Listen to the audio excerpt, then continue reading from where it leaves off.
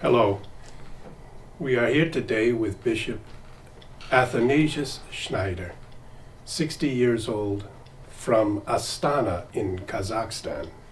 Bishop Schneider, we had a few questions to ask you about your trip in recent weeks to the United States, and then more generally about the situation of the Church and the world in late 2021. As we speak, it's October 24th, and you have been traveling in the United States for 3 weeks. Can you tell us briefly about your trip? Where did you go? What have you seen? What struck you especially? What caused you some concern? I had a general positive impression very much this time. The reason why I came was I was invited by the Catholic Identity Conference in Pittsburgh and then by the Call to Holiness Conference in Detroit. These were the main events.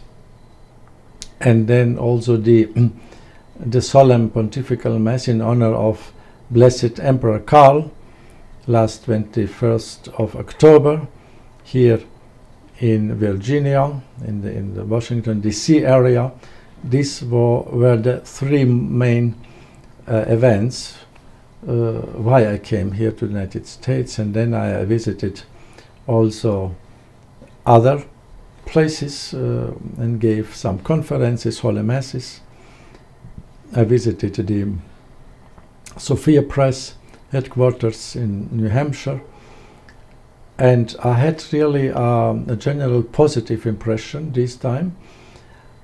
I would say I witnessed really signs of a true springtime of the Church, because I met so many young families. The masses which I celebrated and the conferences were crowded, and the majority were young people, families, even children, the youth, students, and this was really a joy for a bishop to see young people. And they are all were longing to hear the truth, the simple Catholic faith, to participate in the liturgy, the Latin Mass, in the four traditional Latin Mass of all the ages of the saints. And then I visited also some colleges, Catholic colleges, and I witnessed the same vigor and joy and longing for the truths of the Catholic faith and the liturgy.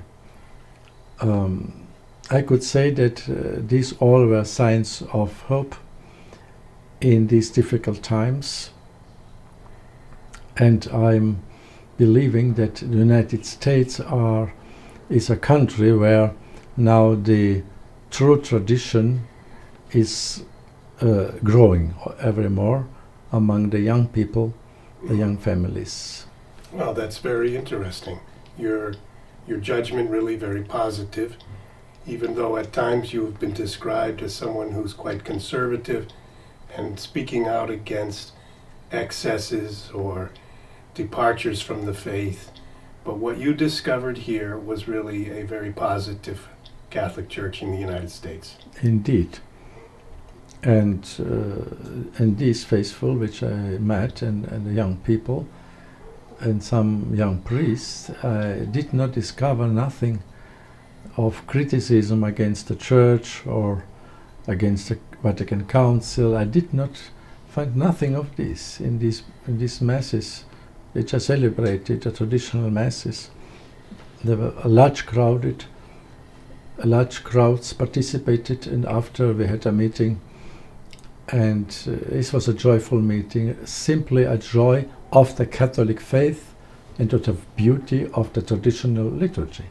And therefore, accusations to these faithful that they are divisive or they are against the council or criticizing, I did not discover this time. No place.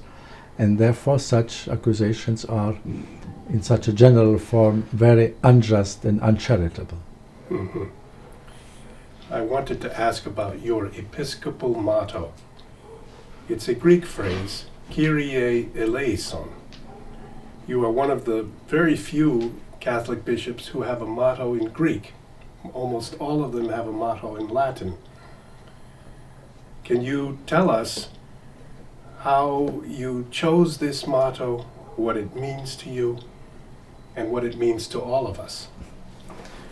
This motto came me spontaneously after I was informed that I was appointed a bishop, and the nuncio told me to choose a motto, and this came me immediately in my mind. Kyrie eleison. First, the meaning is Lord have mercy on us. And so I think that every one of us in the world today, what we need mostly is the mercy of God and the entire world. And I choose this in the Greek form because it is in the Latin Mass of all ages we say Kyrie eleison. Even in the Latin Mass we say, not in Latin, Domine miserere, but Kyrie eleison. Mm. And this, I choose this because I was appointed bishop in the East. Kazakhstan is the East, and where more the Christians are mostly Eastern Rite Christians. And so I chose this also, that from the East, and this should be our bridge between the Eastern Christians and the Western Latin and the Eastern. This prayer, Kyrie eleison, this invocation, I think could express a prayer which unites us, the Eastern Christians, Byzantines especially, because they are Greek Rite, and the Latin, Western Christians, the Holy See, Rome, and the Eastern Christians. And so these were my thoughts when I chose this motto. How would you say your motto in Russian language? In Russian would be Господи помилуй. It is also in the Byzantine liturgy continuously repeated in the Slavonic language, in the Church Slavonic, Господи помилуй, or in the Greek liturgy, Kyrie eleison. So your motto is at the heart of the old Latin liturgy, but it's not Latin. And it's at the heart of the Eastern liturgy, whether spoken in Russian or in Greek. So in a way, your heart is liturgical. Your motto as a bishop is liturgical. Yes, because we all beings which God created, or creatures, were created to be liturgical beings. And what does that mean?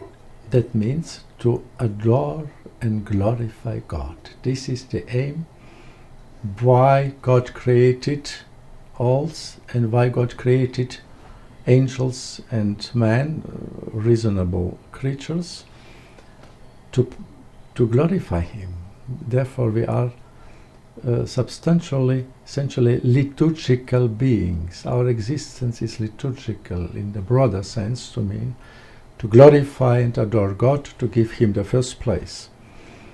And this is the task of the Church, to adore God in a worthy manner, to give Him the priority, the primacy, as the Apostle said, to the prayer, and not to our actions and activisms, but first to the prayer and to the official worshipping, which is the Holy Liturgy.